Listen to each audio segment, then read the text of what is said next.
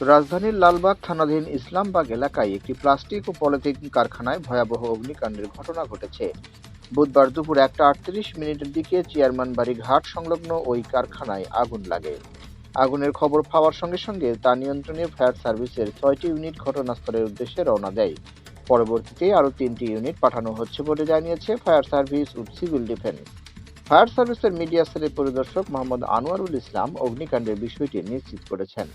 তিনি জানান, দুপুর 1:38 দিকে তারা আগুন লাগার সংবাদ পান।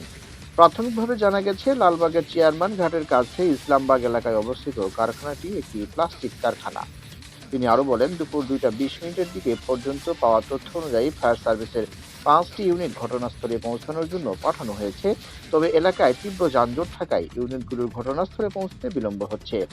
আগুনের ক্ষয়ক্ষতির পরিমাণ এবং হতাহতের বিষয়ে তাৎক্ষণিকভাবে কোনো তথ্য পাওয়া যায়নি। তবে আগুন নিয়ন্ত্রণের কাজ এখনো চলছে।